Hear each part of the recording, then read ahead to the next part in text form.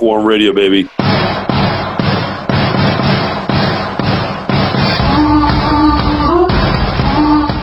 Quorum Radio now on with Chris Peaks. Jay served his country for 6 years, served the United States in Afghanistan, in Iraq, in infantry, and also as an engineer. He hails from the Yellowhammer State, better known as Alabama. You know, sweet home Roll Alabama, Tide roll. where the skies are so blue. Sweet Birmingham. home Alabama, does your conscience bother you? That's a paraphrase. Lord, I'm coming home. Monetize this video because of the fact that I'm using copyrighted material. Goodness gracious. So we want to talk about one of the stellar, this is controversial, Chris. I'm not supposed to say anything good about anybody from the South unless they're like hard left, you know? Yes. George Wallace, yes, he most definitely was a force to be reckoned with. He was governor. George Wallace was governor. He was governor 4 times. His wife was actually a fill-in for 1 time. So he actually had 5 terms as governor that went from 1963 to 67. And his wife from 67 to 68. She died. He came back in from 71 to 79, and then again from 83 to 87. But his political career started much earlier than that. Take us back to George Wallace's childhood. Can I go back that far, or is that too much? Yeah. Oh, yeah. Sure thing. All right. So George Wallace was born in a little place called Clio, Alabama, in Barber County. I think it maybe had a street and a store there. There was 838 people there, small county, and Wallace grew up there. It was a racially mixed county that he grew up 100 years ago. So Wallace had grew up around blacks, his whole life, throughout his childhood. Of course, you still had segregated schools and stuff like that. Wallace went on, got his went to high school, got to college. He was actually in World War II as a staff sergeant in the Army Air Force, or Army Air Corps, before they had the Air Force at that time.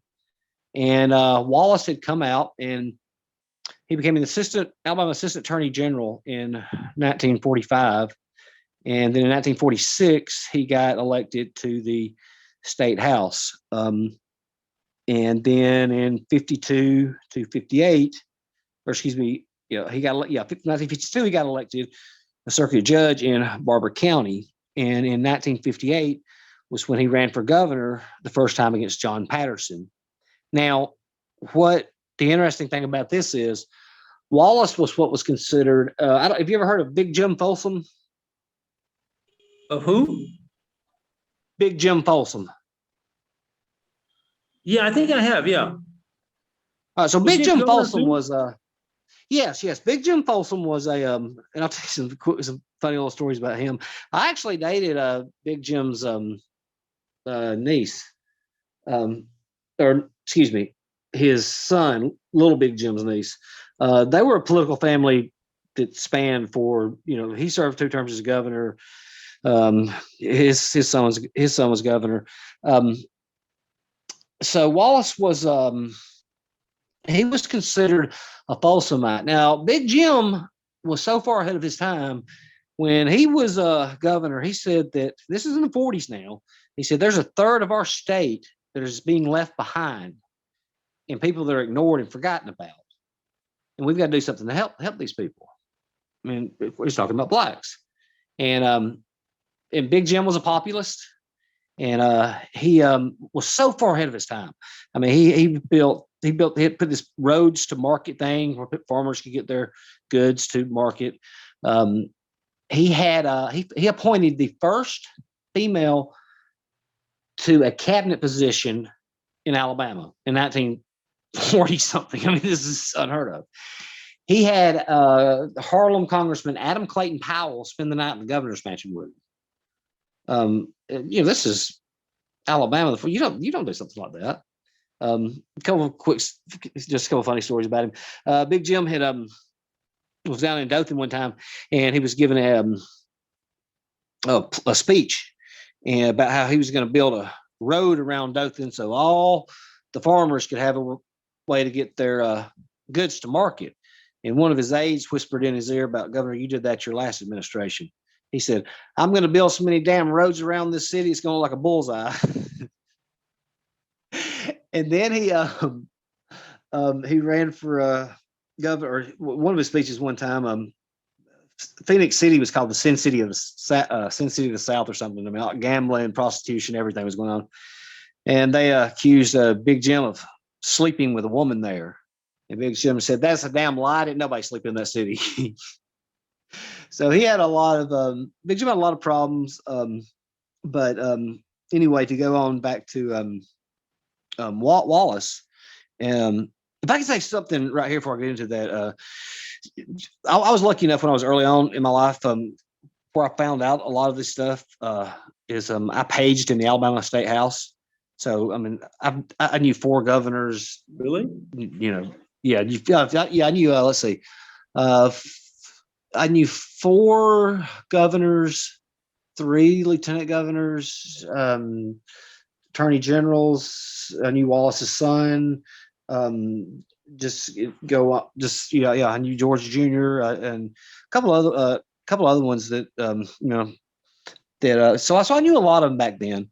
But anyway, so Wallace was a judge up until 1958. So he runs against Patterson, and Patterson was endorsed by the Ku Klux Klan, and the Klan had all kind of power in I guess all the states then. And Wallace was actually the moderate on the race issue. Now, Wallace also, I want to go back just a second, in 48, when the Dixiecrats, Strom Thurmond and the Dixiecrats walked out of the convention because of the civil rights plank, Wallace was one of the people who didn't walk out. Now, he voted against the plank because he said it was for states' rights. He walked out too? No, Wallace did not walk out. Wallace was one of the delegates who did not walk out when the Dixiecrats did. Wallace was one of the Southern delegates who stayed. Wallace was seen as the moderate on the issue. I mean, he was not an integrationist by no means, but he was not the type that was the Klan was. He was not a Klansman. I mean, no, he was not a hardcore racist. When he was judge in Barber County, there was you couldn't, at that time, blacks could not eat in restaurants. So Wallace would have lunch ordered for the black lawyers, and they would come in his private chambers and they would eat with him. In those days, you did not call you did not call a black lawyer by their first name, or you called a black lawyer by the first name. You called a judge, or you called another. Where did I put it? You called another. You got the black lawyers was called by their first name. The white lawyers was referred to as Mister. There was a J.L. Chestnut, who was a black attorney in there. He said George Wallace was the only man who ever called him Mister, and he said that Wallace was the most fair judicial person he'd ever been around. When making rulings, it did not matter if they were black or white. There were some things that Wallace did as far as some segregation bills that I guess kind of keep him in line, but or on laws. But no, Wallace was from what they said, everybody in Barber County. He was very fair with race on the race issue and treating blacks fairly. Now, so let's get into 1958. Wallace. The Klan was all behind Patterson, and the NAACP endorsed George Wallace. Now, in any other time, that would be huge, but that was before the 1963 Voting Rights Act that kept the majority of blacks from being, which kept blacks from voting. Well, Wallace was a Folsomite, as they called it, because Big Jim was liberal on the race issue, and then he was Big Jim was Wallace's mentor, and Big Jim tried to endorse him for him to take the governor's office. Well, Wallace's campaign strategy finished second. It was really close. So they get into the runoff, and Wallace goes up to North Alabama, and that's where he spends his time campaigning because it's more moderate, it's more laid back on the racial issue. And Patterson goes down south and just hammers away against on the race. And the Sunday before the runoff, the Klan had actually bought the front page of the Birmingham News and endorsed Patterson for governor. And Wallace came out on Alabama Public Television on that Monday night, and he denounced the Klan and their activities, and just totally a rebuttal of them. And the next night, they showed up, and he was confident. They were still confident of victory. The Wallace people, they thought they were going to win. And the returns started coming in, and Wallace was behind, and he trailed most of the night. But they were confident that once North Alabama started reporting that Wallace would win. Well, when the night wore on, it didn't happen, and he went to his campaign headquarters, and Seymour Trammell, who was finance advisor and for the Wallace campaign throughout his careers. Legend has it that when Wallace got to his campaign headquarters, he got out and lit a cigar, and I'll keep this clean, but he said, "I'll never be out-segged again," but means segregated. But supposedly there was another word that was used in there that starts with an N. He'll never be out that again, that he lost on the race issue. So 4 years later, Wallace comes out as the segregationist candidate. And segregation today, segregation tomorrow, segregation forever was his speech now, his speech. He actually entered the presidential primaries in 1964. I don't know if you're aware of that. No, I didn't know that. He ran, yes, he entered 3 primaries, and they laughed Wallace off as a joke. Now, in those days, it wasn't like it was today. In those days, it wasn't like it was today, where the president's on every ballot. They just had a couple primaries or something, and they had a stand-in for the president. Well, Wallace, somebody said something about Wallace wouldn't get 5% of the vote in one of these states or something. And in Wisconsin, he got 30-something% of the vote. And I can't take it back. And then in where was the other ones? Wisconsin, Indiana, I believe he did pretty well. Well, in Maryland, he got 40% plus of the vote against the stand-in candidate. So it really started raising people's eyebrows. Well, Wallace then went, and this could have been a huge game changer as far as moving the Republican Party into the direction, moving it forward. Wallace went to Goldwater and told Goldwater he'd switch to the Republican Party if he would take him as vice presidential candidate. And Goldwater refused. And obviously Goldwater didn't need him anyway because he carried Alabama and the other states.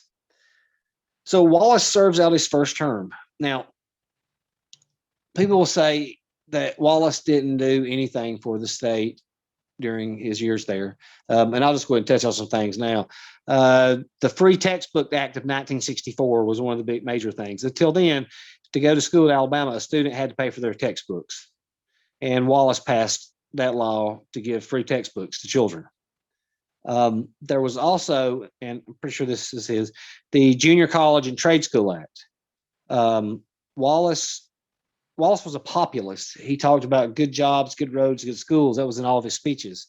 And he passed the Junior College and Trade School Act, and they've gotten so many across Alabama right now. So that these kids in these county of 40,000 people and go to a trade school and learn how to do heating and air and can make a decent living out of it. You can see all the speeches where he talked about we need to have pensions for old folks and, and take care of the poor. And I mean, he had it was a strong populist message. So in 1966, he was prevented from running for governor again, and he ran his wife. And the slogan was, vote Lurleen and let George do it. And and there was actually a funny story about there too. She got mad at him about something one time, and she came storming out of her office, and she said, "Where's the governor at?" And his top aide said, "Governor Wallace, you're the governor." he said that to Lurleen. Well, unfortunately, Lurleen, she had cancer, and she died in April of 1968. And Wallace was running for president then on a third party ticket, the American Independent Party. I remember that. And I'll challenge everybody to go back. Yes, Curtis LeMay, and I'll touch on him in just 1 second. When I would like when people who are probably sitting there going, "Now listen," going, "That line, he's nothing but a racist," blah blah blah. And I would like to challenge them to go look up every one of his meetings on CBS Meet the Nation, every speech he gave, and find one racist statement that he made in those interviews. Find one time where Wallace said anything that was racist in the interviews, as far as CBS Meet the Nation, because he was on those all the time. I mean, he got a standing ovation in New York City. He got a standing ovation in Harvard. He got a standing ovation in UCLA. I mean, I can see. I'll send you some clips of them later. But anyway, so in '68, amazing, man. It's really important to articulate, to state, to clarify history, man, because I mean, I'm from New York, and we just saw, Wallace, the guy, he's there in his chair blocking the doorway to the University of Alabama, I think. Oh my gosh, This guy's horrible. I've never heard this version of history of George C. Wallace. Never. And people are, and I got into it when I was about 18 or 20, because the first memory I have of politics is it was in the 1982 race, and my dad was holding me up, turned the lever for Wallace in the runoff.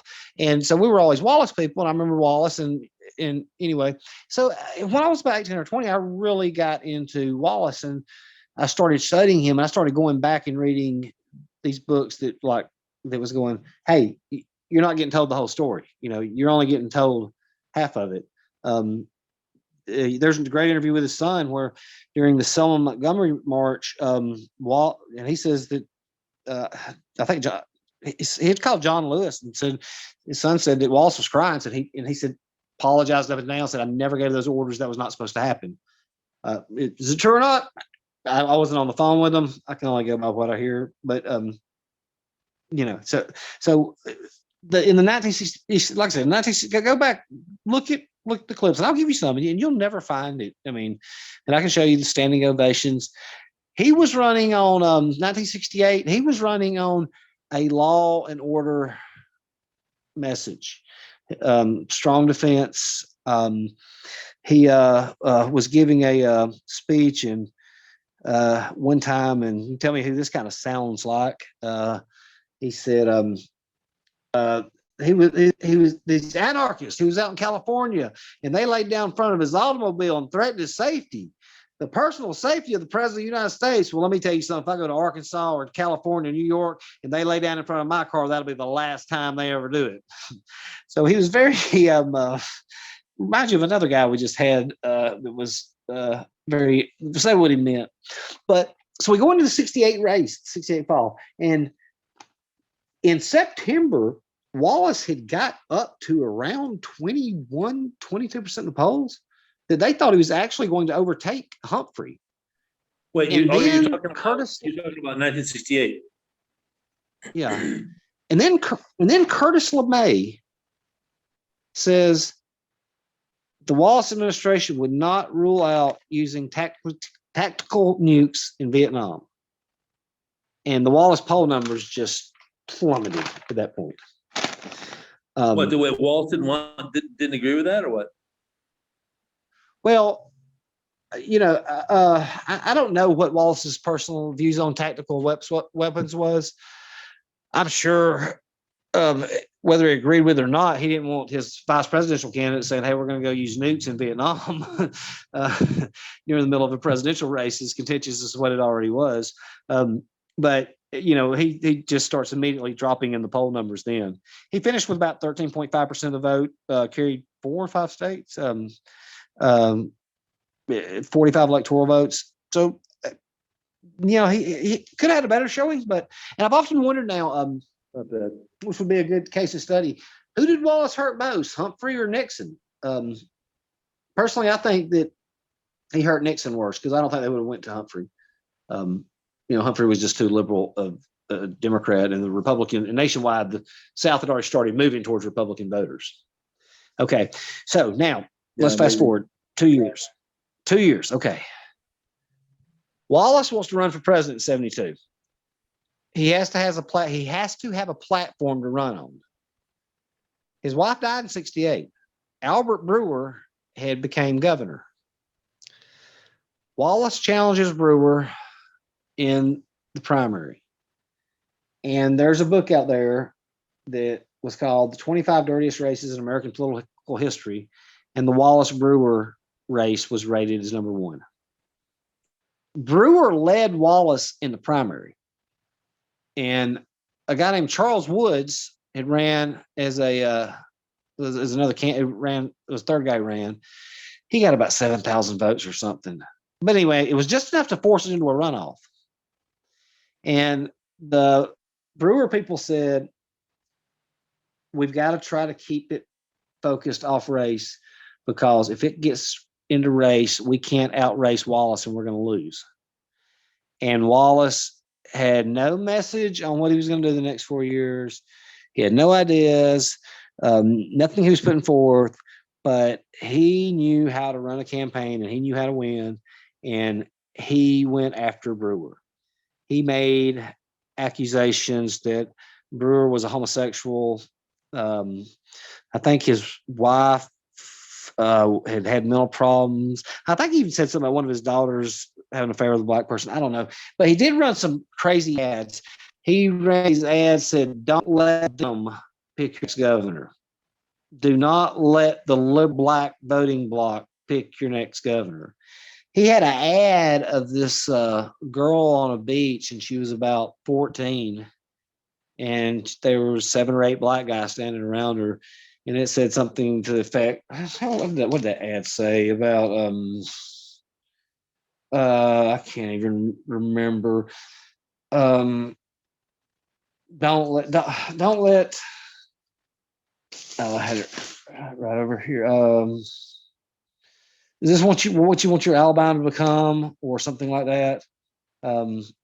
Something to that effect. So, I mean, it was dirty. And they also had signs that was put up all over these people had signs and bumper stickers that said vote white. And the thing just basically came down to, it was the most racist campaign you've probably ever seen. Wallace barely edges him in the runoff. I mean, like a few thousand votes to win the governorship again. Now, let me tell you an interesting tidbit about this. Nixon was scared to death of Wallace. Nixon put $500,000 into the Brewer campaign to try to defeat him. How much money do you think $500,000 in 1970? What year was this? 1972? I mean, this was 1970, and Nixon put $500,000 into Brewer's campaign to try to defeat Wallace. Wow. In the 1972 race, because he was absolutely scared to death of Wallace. Going into 1972, Wallace had said he no longer believed in segregation. He now believes in integration. He didn't believe in segregation anymore. He started moving away from that stance right there. but he was still running as your law and order candidate. Protecting your homes and stuff like that. Wallace starts winning. Not only does he start winning, he starts winning big. He carried Florida with every county in the state. Wow. He now let me see if this slogan right here reminds you of anybody, or reminds you of a slogan that you heard a couple years ago. His political slogan was "Send them a message," kind of like "Drain the Swamp." Send them a message. Send them a message. He was out there. He's fighting for the little guy. So he continues to build this momentum. And when he got shot, the next day he still won Michigan, Maryland, and some other primary. And Wallace when he got shot, he was at that time basically the presumed front runner. He had 1 million more votes than McGovern did. He had a 2-1 lead over him in delegates, and then he won those 2 other primaries. He got shot. He was fixed to start going in the Midwest, and he would have went into the convention with the delegates and the votes to secure the presidency on the first ballot. And the Democrats were already scrambling, trying to work out a compromise, because they know if they don't give him the nomination and he's won the votes and the delegates, they're going to walk out, and they can forget they're done. At least for that election cycle, there's going to be a lot of pissed off people, and Fred Wallace running as a third party, so they're trying to already work out a deal for Wallace to accept the vice presidential nomination over the presidency. Well, then he got shot. Now, if you ever want to look into conspiracy stuff, I don't know if I can find it for you, but it was about a 5-hour episode I watched called "The Plot to Kill Wallace." And Arthur Bremer stalked Wallace all over the United States. He was taking $1,200 plane flights to follow him from wherever he was speaking. He was following Wallace, and he was staying at 5-star hotels. He was having meals bought for him. He had, I think, if I'm not mistaken, the night before he shot Wallace, it was at a 5-star hotel in D.C. Don't quote me 100% on this, because, like I said, my memory can fail me. DC, I think he'd had a call girl sent over and had the most expensive thing on the menu. He was a busboy making $1.05 an hour. So wait, who was paying? Wait, let me get this straight. Wait, Bremer shoots Wallace, what, 1972, right? He shot Wallace in May 15th, 1972 in Laurel, Maryland. Yeah, that was Maryland. So this guy, his previous job was busboy? He was a busboy at a hotel. I think it was in DC. He was a busboy. Yeah, making $1 and something an hour in tips. Yeah. Wow. Let me get this straight. Let me get this straight. His family was rich, poor. I'm not sure about Bremer's family. What kind of money they had? I don't know that. He was originally from Milwaukee, I believe, if memory serves me correctly. And I do think he did take a trip to. I do think he did take one trip to follow Nixon and one trip to follow Humphrey on plane rides. In my opinion, that may have, and I hate to get conspiratorial too bad, but a way to throw them off. But he was stalking Wallace. And my question is, who was paying for these plane rides? I mean, you're talking $7,000-8,000 in plane rides. Now, legend has it, I can't tell if it's true or not, but supposedly H.L. Hunt brought Nixon the news that Wallace had been shot, and Nixon's words to him was, "How did you pull it off?" I didn't ever get an answer out of that. That's just what I was told. If you want to talk about conspiracies, I think there's a lot more conspiracy that was you could find of trying to stop Wallace than there was anybody else. And I would like to point that out too, because even though he wasn't killed, the House Select Committee on Assassinations never looked at Wallace being shot. They never investigated that at all. Wow, that's All right. really, really, really interesting case, and it's endured. I mean, the thing is, he was named Bremer, right? Arthur Bremer, yes. And Wallace Arthur had written him Bremer threat. is still known. People know about him. That case, that attempted murder, it's stuck in people's minds. But what I do they mean, know there about him? was. You know all about Lee Harvey Oswald. You know all about Saran Sharon. You know all about. You don't know anything about Arthur Bremer. Nobody knows he was a busboy. Nobody knows that he was from Milwaukee. Nobody knows that he was taking these plane rides, following them around. You never get told these things. You never get told. You've never heard that. But I mean, wait, but Chris, he never robbed a bank. Nothing like that. Not to my knowledge, no. Wow. Now I would have to go back and look just to get my history on him, but yeah, to my knowledge, and I would go back and look, but I don't think so. Now Brewer got 35 years in prison. Wallace tried to apologize or wrote him letters telling him he forgave him. So I mean that pretty much ended Wallace's run. Now, here's something I would like to point out. Nixon had already adopted his strategy of the Southern strategy.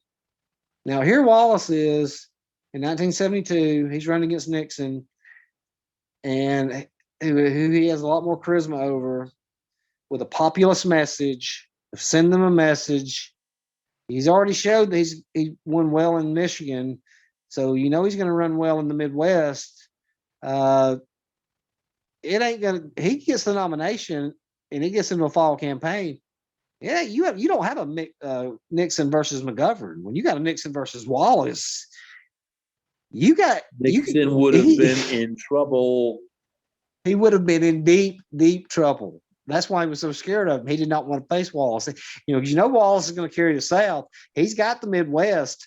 You're a few, you're a state there or two away from really flipping this thing. Nixon would have been in trouble. Wallace would have gone to northern states, and he would have engaged. He would have turned the tables on Nixon. Nixon was not a really charismatic guy. Oh, I agree with you. Yeah, Wallace can. I mean, people talk about how the northern people. No, Wallace was going to northern. He got warm crowds with the northern people because Wallace.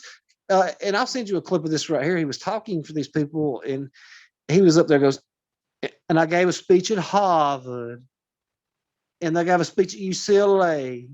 So he's up there acting like he's this dumb redneck from Alabama that's going there talking to these rich people or not talking to these smart people. So these people connected with him. That was one of them there. Wallace was talking. They're talking to them. He was. And then you say, I'm fighting for you. I'm the. I'm fighting for you. I'm the guy that's trying to help you out. I mean, again, with this message, and I'll send you some of those clips with him. It was just so great the way he could. He was masterful on the campaign trail. Oh, he was authentic. He connected with people. I mean, and it was fiery. He had courage, I think, and he was sure of himself, right? And he transmitted that. And when you have somebody, a figure that is an alpha male, and Wallace was a boxer too, that projects this. Not going to back down. Who was it? What, Wallace was a boxer? Yes, Wallace was a boxer in the Army. They called him the fighting judge when he was in Barber County. But yeah, Wallace was a boxer. So they connected with that type. Just like amateur. Yeah, just amateur when he was in there. So he connected with it. They seen this guy. Hey, this guy's up there fighting for us. He's and so he connected with these people. And there's so many clips that are parallel. Like he was giving a speech one time, and he said and he said to the effect of, I tell you what, you people better have your time now, because once we're in office, you're not going to have it anymore. And he looked up there when I was giving a speech, and all the press reporter in the back, and he said, I'm so glad y'all showed up. Every time you do, you get me 1 million more votes. And he told he was at another one time, and he was at it was an auto rally, I believe, it was in Ohio. And he had got this crowd so worked into a frenzy that they were on their feet. And he said, he was talking about these pinko liberals, and he said, when we take this country back, he said, we're going to storm the interstates and we'll shut down every highway in this country. People started running towards the door. That his aides got scared that he had to stop the people to sit back. Hey, whoa, wait. I didn't mean we're shutting down the interstates now. I mean, he had them up running. I mean, that's just the magnetic speaking abilities he had. Another speech I'd like to touch on. He was giving a speech in 1968 in 68, and he said, I want to know why we're having to pay to protect Europe. He said, Europe is going to pay us to protect them. I remember another president saying that a couple of years ago. Remember that? My gosh, man, this guy was just, he went against the stream, and he swam upstream. This is why the guy connected with so many people. So, and let me just tell you something. I seen this early on. The first time I ever seen him speak, I got cold chills, and I've pointed this out to a couple of my friends. At first, they said no. I said, okay, just watch it. Just watch it, and you just tell me what you think. And I would send comparison and contrasting clips, and then I would tell them what I thought, and they'd come back and they'd watch and say, oh my God, you're right. There's not a doubt in my mind that Donald Trump studied the Wallace campaigns of 68 and 72, and he took that exact same campaign and ran it in 2016. Yeah, I want to ask, you know who I want to ask about that?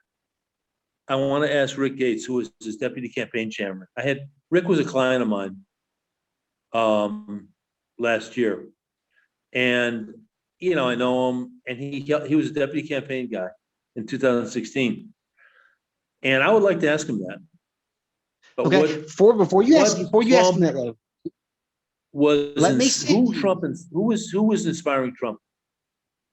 Yeah, and before you and make it for if he doesn't say it or he says nobody, where you can set this up for him. Let me send you these clips and let you listen to Wallace in these clips and what he says, and then you make it up, because it is the exact same speech. The difference is he's changed it to build the wall. Drain the swamp is now send them a message. Drain the swamp. Trump law and order. Wallace law and order.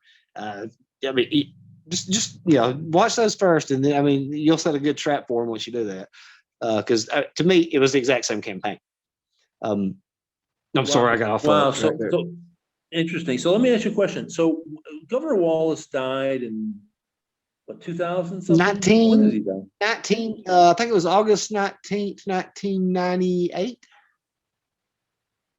Okay. Well, tell us about his later years. What did he do? He was an activist, something, right? So do it now. What was your last question? Tell us about. Okay. So in life. Okay, so the last chapter of his life. Any particular cause or what? Well, Wallace, in 1973, I believe it was, 10 years after he had been shot, 10 years after he first stood in the schoolhouse door, he crowned the homecoming queen at the University of Alabama, who was the first Black homecoming queen. And Wallace ran for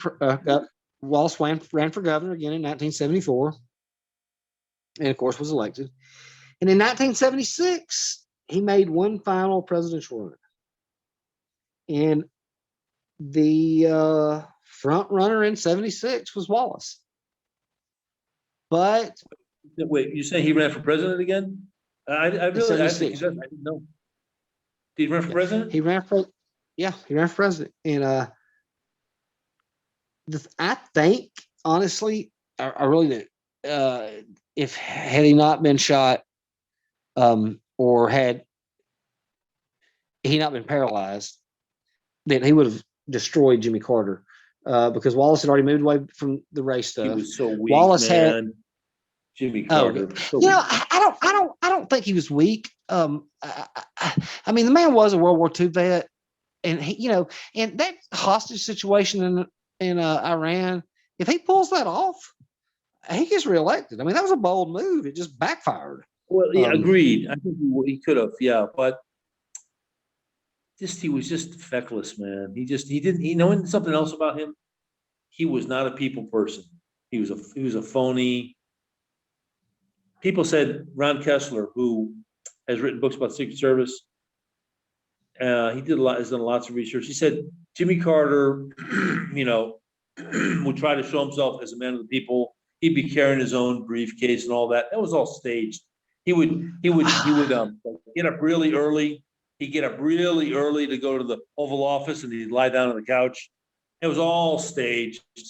I And remember, I remember reading that now. yeah, man. And not only that, but Jimmy Carter was just a nasty person to deal with. He was nasty. He was just a prick. Really? Just a hard ass guy. Sorry, excuse my language. He was just like a control freak. And if he was out, Huh. if he was with other people, like George H.W. Bush, they loved him. Okay. Oh When- yeah. Yeah, he was just easygoing, self-deprecating, Well, didn't take himself seriously. People loved him. Yeah. But with Jimmy Carter, it was like, heaven forbid, he's away and you guys are playing tennis on the tennis court. Oh, you can't do that. He wanted to know the last detail on a sprinkler in the White House. Oh, come on, man.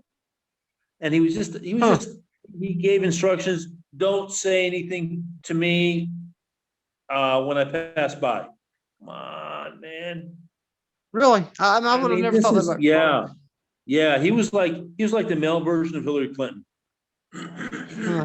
Yeah, and that's the thing is, that's what Yeah. I'll say. He Something was about not that, go back. he was not a pleasant guy. Because one thing about Clinton, whether people, what do they think about him? Clinton was likable. I mean, No, you know, Bill Bill. Clinton, yeah. Bill Clinton was yeah, a Bill. I mean, good guy. Bill Clinton, Yeah, I think, had good who- people skills.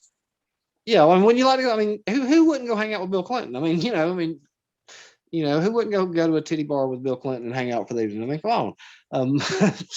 Sorry if but anyway, I got off track. Sorry No, about yeah, that. sure. We're talking about Hillary Clinton. Hillary Clinton was different, man. She was Well, just one thing. did Let me not say have this the about. people skills Let me like let, Jimmy. one say. Let me say this. Let me say this about Clinton, Hillary, and go when we done that. Go pull up a debate. Watch like just a 3 or 4 minute clip of her speaking, and then go pull up a clip of her like at a talk show, and watch her when she's on a talk show.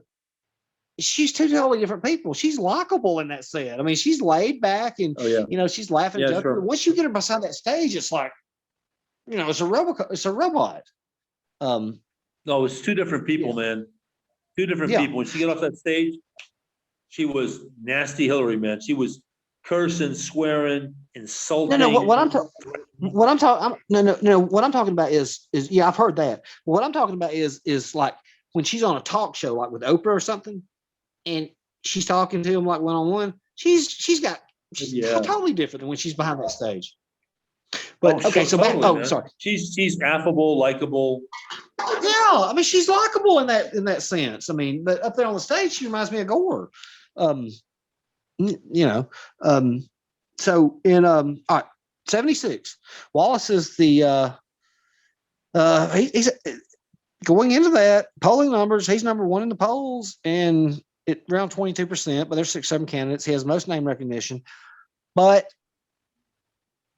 being paralyzed, people see him as weak, feeble, and image has a lot to do with it.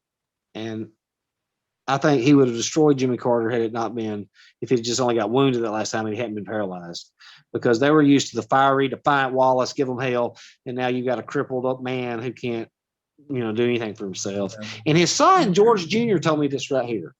I was in his office one time. He was state treasurer, and I was me and George Jr. was in his office, and I said, "So what happened in that race?" And he said, it came down to Florida, and it was very early in the race, and it was either going to be him or his dad, George or Carter. He said polls were tied. I think Wallace had a small lead. He said they was taking Wallace off of a plane, and they dropped him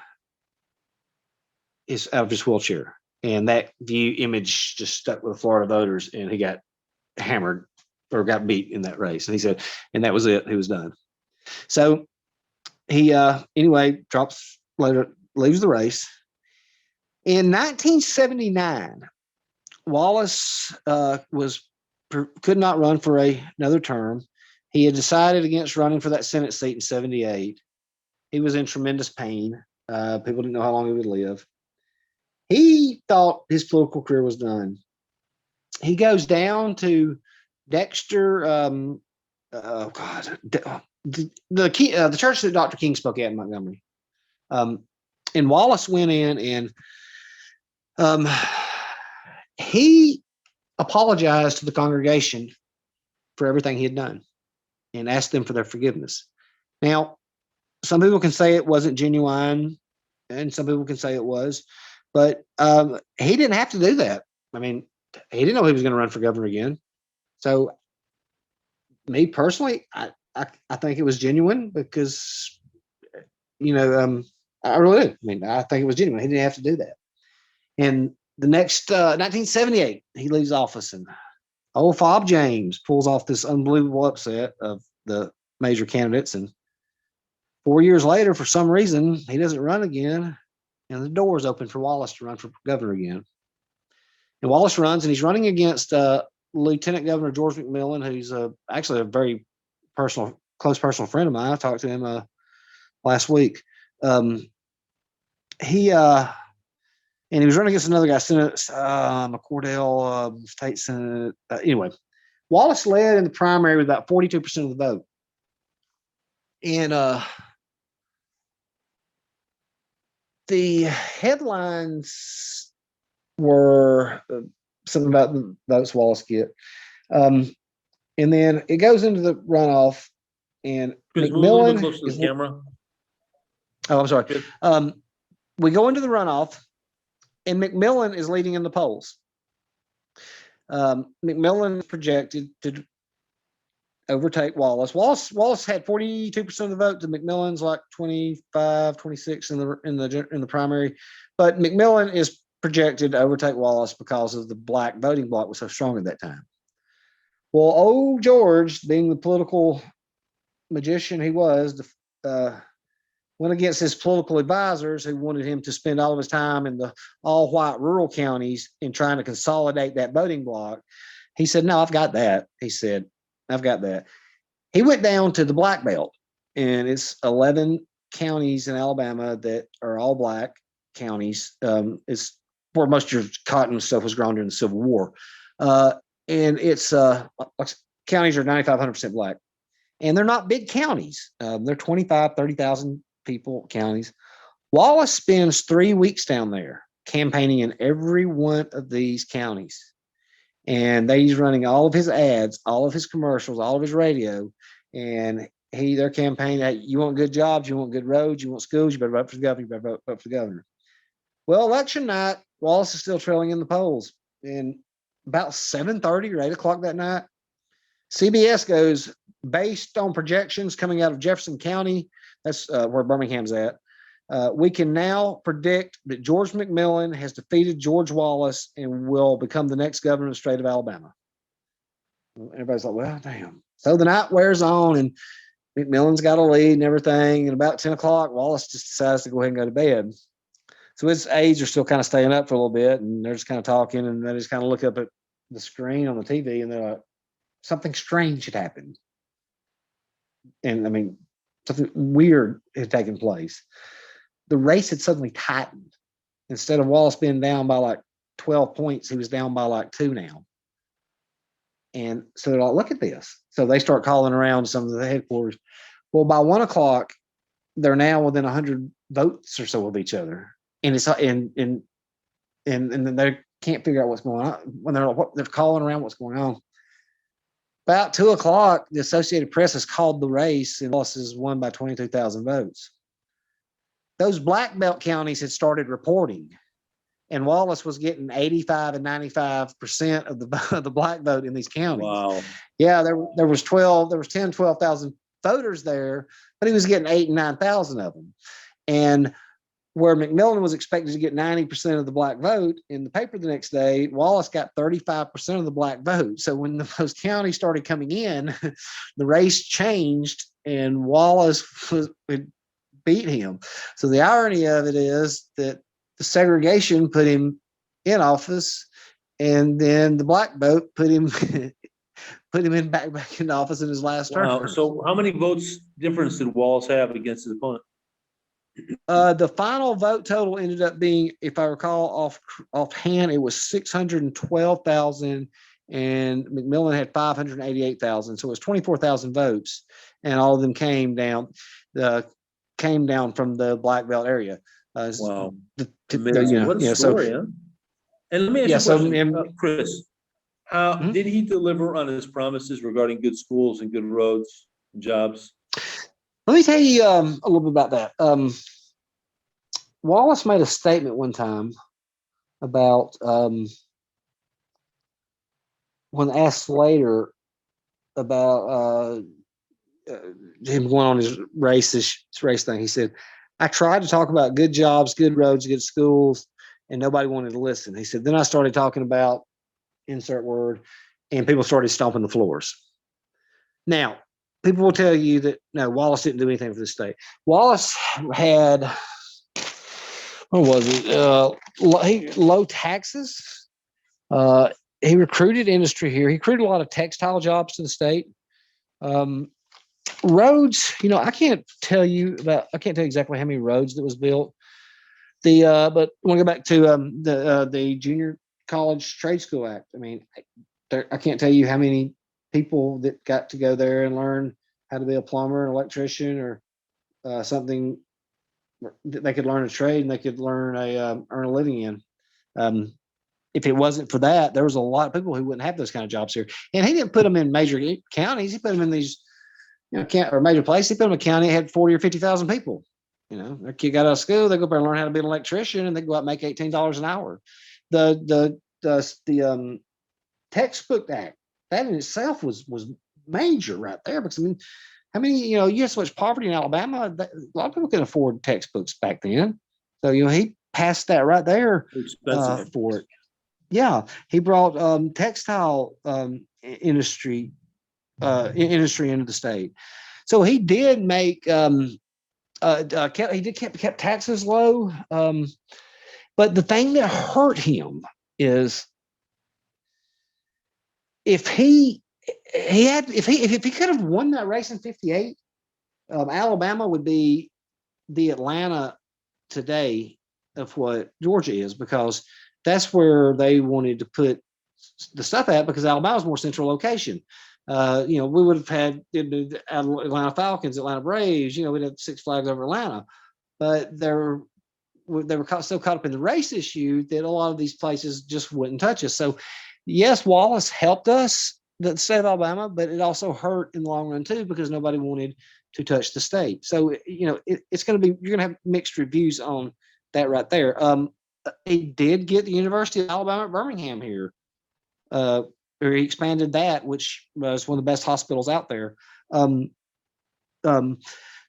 like I said, you hear people say he didn't do anything, but he did do stuff, but his stance of going along with that did put a black eye on the state, and that it's still there today. I mean, this never left.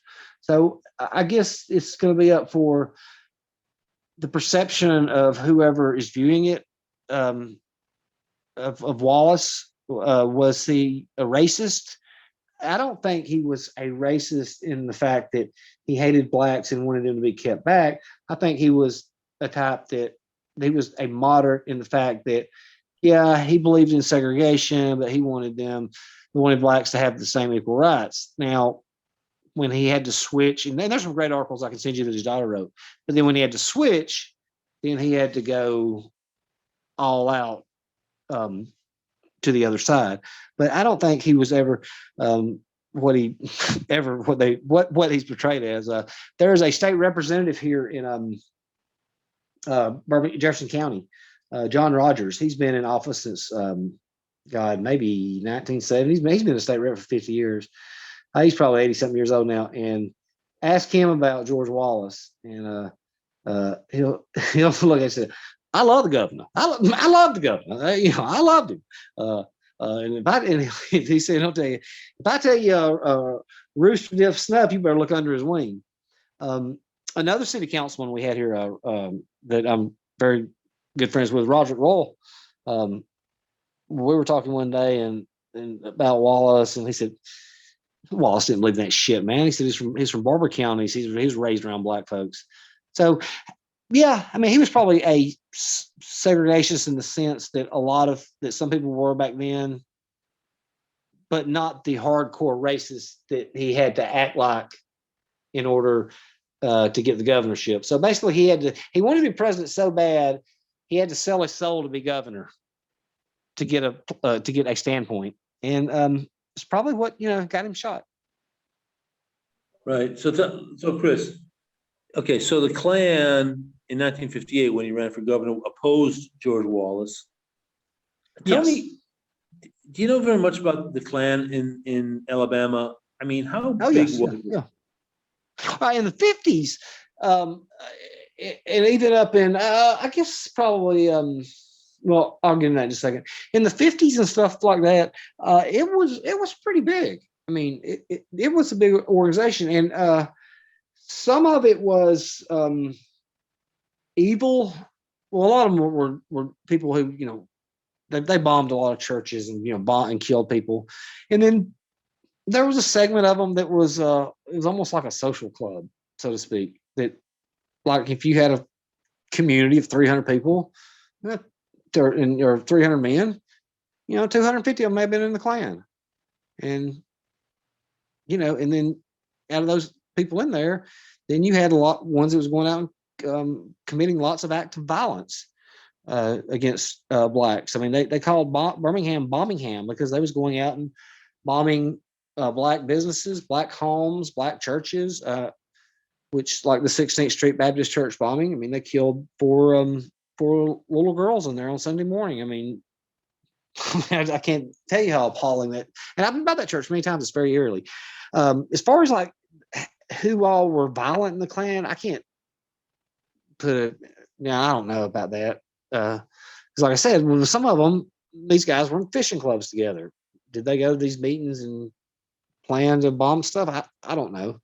But the Klan was very. How is it? Let me ask you a question now, Chris. Changing decades. Today, 21st century, does the Klan still exist in Alabama?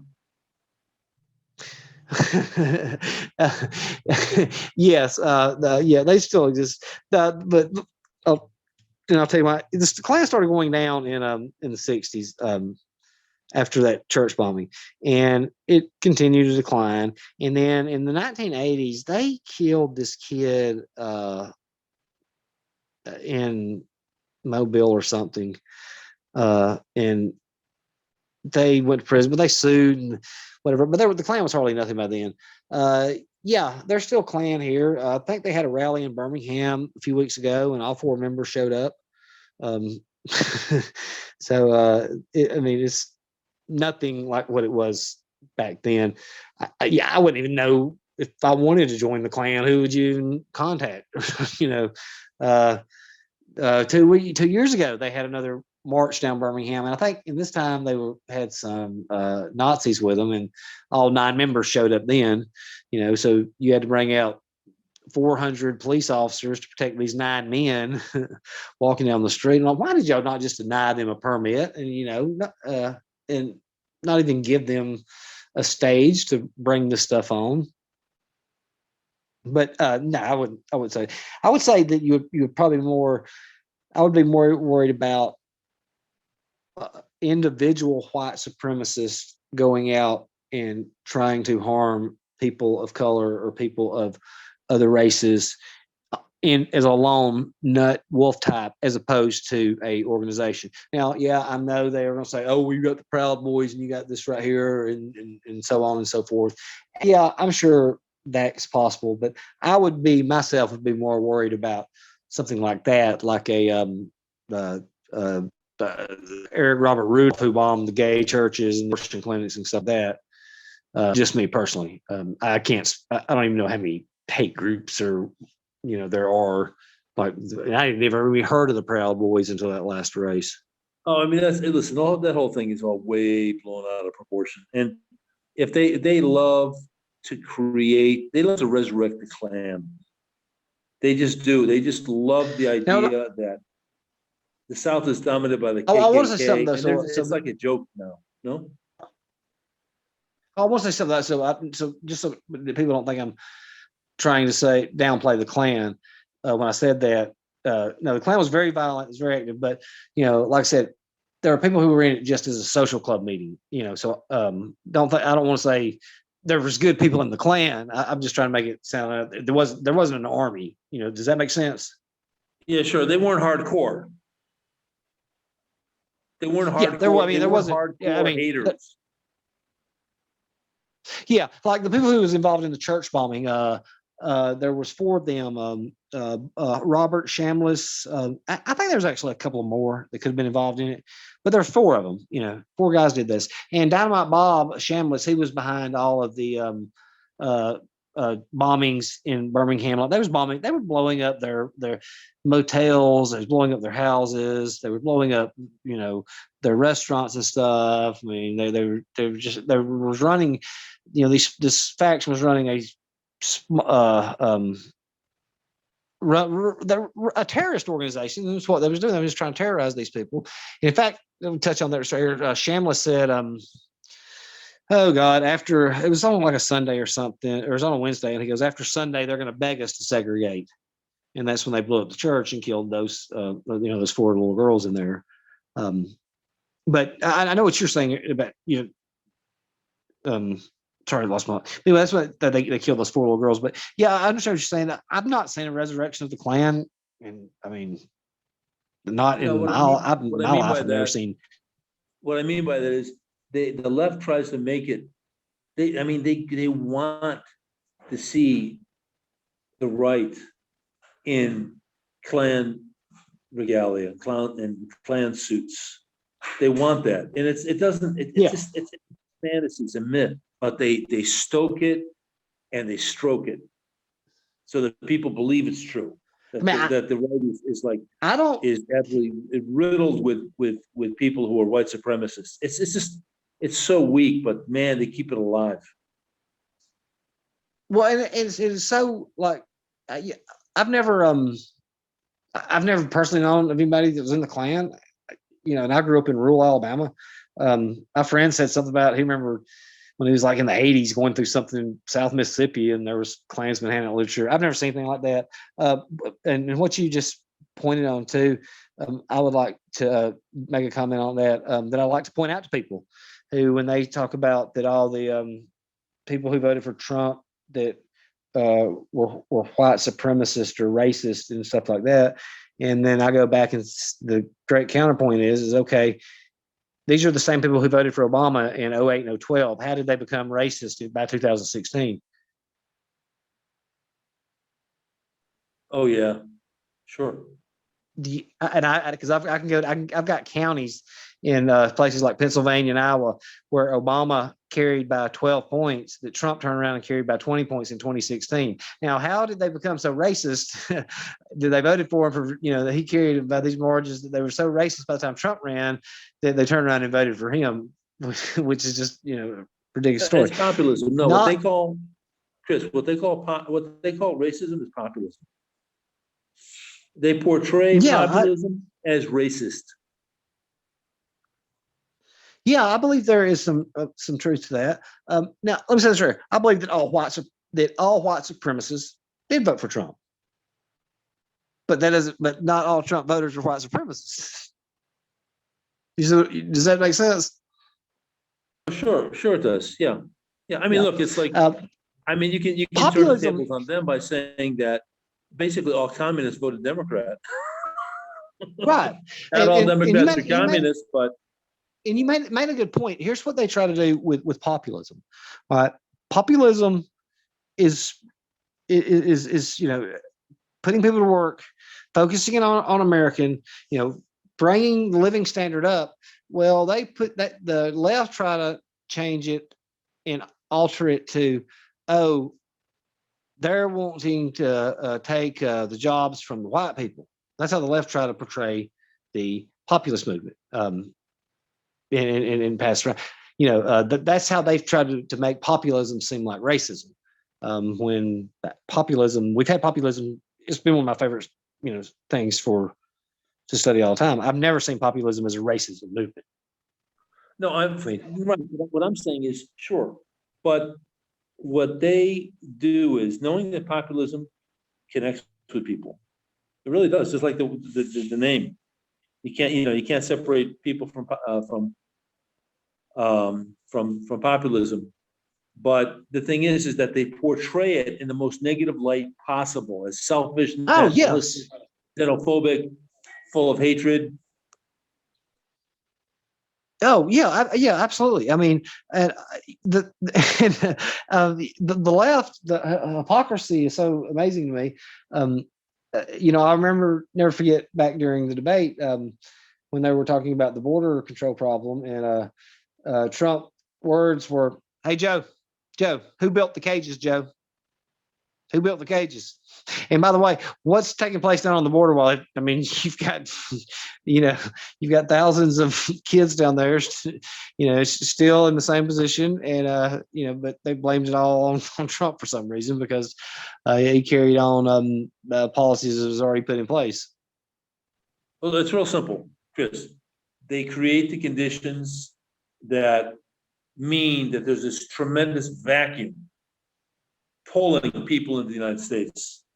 And then you got kids coming over unaccompanied, or, just stuff that's just like, you can't process people like that. And not only that, but they're coming over. We don't know who they are. We just have to let them in. It's crazy, man. What I've said to somebody, I said, well, look, why the hell just don't we go ahead and annex all of South America? Since y'all want to open the borders up and let everybody in, let's just go ahead and annex all of it, make them every other state. I don't understand. You have a problem with us keeping people out? Why is, like Trump said, it's illegal. It's illegal. If and they, all right, so, one point right here. Oh, they're separating the kids from their parents. All right, in America, if you are a parent and you have a child and you break the law, you get separated from your kid by getting put in jail. Of course, it's just common sense. Same thing with a juvenile. If a juvenile breaks a law, they get separated by their parents and put in a cage.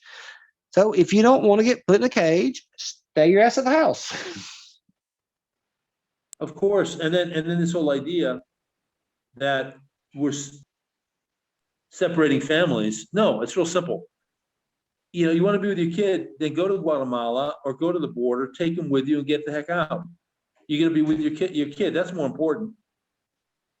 And if honestly, they're saying, "Oh my gosh, you're separating them from the family." Well, wait, where's the parent? Where's the mom and dad? Oh, they're in Chicago. They're in Pennsylvania somewhere, and they've got to send them from the border to Pennsylvania. No, send the father, the mother from Pennsylvania to the border, and then deport them. It's just crazy. It's dishonest. And this whole thing, why it was not done then, but in the 80s, Reagan had signed some kind of bill. I forgot exactly what it was, but it was going to stop all of it then. I think there was like 1 million undocumented workers, and he put on a path to citizenship, and nothing didn't get followed through with. Well, in 80, it never works. It means there's perpetual border jumping and border violations and visa overstays. It never works. I knew a guy that I worked with a guy, and he came over here 30 years ago on some kind of 6-month visa. He just never went home. He just stayed. They're paying, there was one guy there was a company I was working at, and they went to E-Verify to find out, their birth. They had this guy a social security number born in 1908, and like, and they're selling these. And another thing, we talk about wages in the country and not going up, being driven down, and they're like, well, it's because they will do stuff, other Americans won't do, like brick masonry and construction. And I was like, well, who did it before they was over here? I said, the Americans were doing it then. I said, the problem is like 25 years ago, I remember I worked in a restaurant, and the cooks were making about $13 an hour. Last I heard from some guy who's started off cooking, 25 years later, they're starting him off at $11 an hour, because they will come in Exactly. and This is exactly. they'll work for minimum Chris, wage. I'll tell you what. I'll tell you a story. I heard this guy that worked in Miami as a welder, an American guy. He was actually from Chicago, but then there's this inundation of workers from Latin America, so that they were willing to work for $7 an hour in a welding job for $7 an hour. No, this is a long time ago. This is like 1998, but still, that's a $35 an hour job. They're killing wages, man. That's what let's get real. That's what I was telling somebody. Idea that these are jobs Americans won't take. No, these are jobs at salaries that Americans won't take, because you can't survive unless you've got 12 people in an apartment that was meant for 4 people or 2 people. That's exactly what's happened. They've caused wages, because if you own a construction company and you've got the guys want to work $6 an hour, and I'll give them credit, they will work, man. They'll work their ass off. If you got guys who come to work 12 hours a day for 6, and you get this thing done, you're paying. Are you going to do that? You're going to pay this guy $15 an hour for 8 hours? There's another factor. The foreman no longer speaks English. Yeah, he speaks Spanish. And guess what? Guess what he's going to do? He's going to be feeding the pipeline with friends of his and family and relatives. And here's the case for there. I mean, talking about working cheap. There's a guy who I was going to hire to turn this garage that I don't use to an apartment that I'm going to rent out. And so, my friend, who's Mexican's my friend or next door neighbor, he said, "Yeah, I got a guy who'll come out and do it." He said he works by the day. I said, "What do you mean works by the day?" He goes, "He works for $200 a day."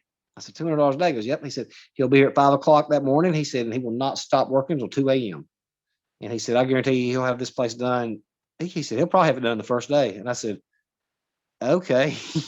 I said, "Okay, that doesn't sound bad out there." And the guy wouldn't even stop for lunch. Sure. Well, but look, we got to keep balancing this. J.D. Vance, he wrote the book, this hugely best-selling book, Hillbilly Elegy. He mentioned how he met with. He works with venture capital now. He was a guy that was from Kentucky, Ohio, and he became a Marine, and it really transformed his life, helped him get out of poverty. As many communities, white communities in the Midwest and the South are decimated by opiates. Bill, 3 guys I know, in the last month, 29, 25, and 27 overdose heroin. Where? In here, 2 of them. So one of the guys I knew, he moved. Well, he was found in Birmingham, right at the outskirts. Another guy was in Huntsville, and another guy in Tuscaloosa. All within about an hour and a half. Guys who I knew. Right, but let me tell you. Okay, let me tell you what J.D. Vance said. J.D. Vance he says, I was with these high-level executives, and they were bitching and complaining about how they had to pay American workers more because Trump turned off the spigot on cheap immigrant help, and they were pissed that they had to pay Americans more. Dude, let me tell you why Trump connected with so many people and could at the drop of a hat in 24 hours could fill a field with 30,000 people, because he cares about the working stiff. that is sick and tired of being disregarded and treated like garbage. He was, and I was talking to a friend about this right here because I used to watch those rallies, and I was like, man, he was his own worst enemy. I said, when I watch him at these rallies, I said, if he would just get up there and articulate what he has accomplished economically, what he has done as far as jobs being brought back, what he's done with the value of the dollar, trade that's going on, it wouldn't even be close to what is going on. I mean, this race would not even been close. I mean, if they knew what Trump had actually accomplished while he was in office, and it's just amazing that they don't know. I mean, they have no idea what he actually did. And you're right; he cared about that cab driver, that the construction worker, the tax bill that he passed. Everybody said he did it for the wealthy. I said no, all the personal exemptions got taken out, so they can't write that off. So it was actually a tax increase on the wealthy. you don't really, they couldn't write off that house. They couldn't write off that new car. I mean, it just frustrates me that. Oh, another thing I want to point out too, when I love hitting them with it, when Trump first announced he was running for office, people say, "Oh, he ran to get wealthy." No, Trump actually lost $2 billion while he was in office. Gosh, Trump, this was a debacle for him financially. And you know something? Oh, he lost everything. My gosh, what he went through as a person, the abuse, the derision, the people who stabbed him in the back, that turned against him, that ridiculed him, that betrayed him, and because Trump at one point was giving him money for political campaigns, and then they forsook him. They just walked away and left him broken and bleeding. Man, They did not. Why? Do you know what my opinion is why this happened? He was never supposed to win. Hillary was supposed to be stay. He was never supposed to win. It wasn't as bad. It's what but kind of on the same level. What they did to Clinton, that witch hunt, because he was never supposed to beat Bush. This was a witch hunt from jump. And here's another little tidbit that you'll find interesting: the investigation, Russian collusion. There is not a law that says anything about collusion, so it was a bogus investigation to begin with. What did Manafort go to jail for? Chris, it's bad faith, man. At this point, we have a different country. At one point, people would say, "I'm not going to do that. I'm not going to make those charges. I'm not going to cooperate with this garbage. This is pathetic." Here he is. He's trying to get, trying to squeeze the Ukrainian president to try to look into this matter about Joe Biden's son. It just reeked of corruption. We are sitting there on the largest scandal in American history with $5 billion in bank accounts that are tied in China, Ukraine, and Russia, that lead back to the Secretary of State's son and the Vice President's son, who are working for gas companies to the tune of $500,000 a month, which leads back to the President of the United States, and the laptop disappears. And then silence, and nobody. He was making not 500,000 a month. He was making like 50,000, but still, I'm sorry, man. You're right. I'm sorry, I didn't mean to say I meant $50,000 a month. What an incredible amount of money. And would he have had that job just on his own smarts alone? No. And then he was kicked out of the Navy for cocaine. And he was banging his dead brother's wife. And they left out the billions of dollars that supposedly took hands between him and these Chinese businessmen over there. I mean, and John Kerry got charged with lying for Congress. Why has he not been indicted for this? People don't know that. He lied to Congress over this, and they ignored it. Well, listen, Chris, great to have you on Quorum Radio. Hey, man, I've enjoyed it. Do this again. Yeah. And hopefully we'll be able to talk about interesting facts of Alabama lore. Yeah, get me on one time. I can tell you about the 86 governor race, 78 governor race. If you ever want some good political stories, that ones that started Alabama heading towards the Republican Party. But yeah, I've had fun. I mean, I hope able to give some people a little bit history of who the real George Wallace was. Yes, sir. We got, and by the way, do you know Michael Hart? Who? Michael Hart. He's on WLDE or he's in a Alabama, Birmingham, Alabama radio station. Michael Hart. I don't think so. I know Matt Murphy personally. Okay. I like Matt, but no, I don't. I get one of these days I have to bring him. He's got a great book. I think it's called Unknown American History that Michael Hart wrote, and he's from I think the Birmingham area, and really interesting guy. And we have to have on the Brazilian Confederate guy. He's a gas. Yeah, Bring. I'd love to come on with him one time. And before you talk that, let me send you those clips. I'll send you those clips. I want you to watch them. Yes, sir. That's great. Chris, thanks again for being on Quorum Radio. Let's do this again. Yeah, thanks a lot, Bill. My pleasure. That was pretty fun. Okay, so what was we talking about? What did you want me to interview you about?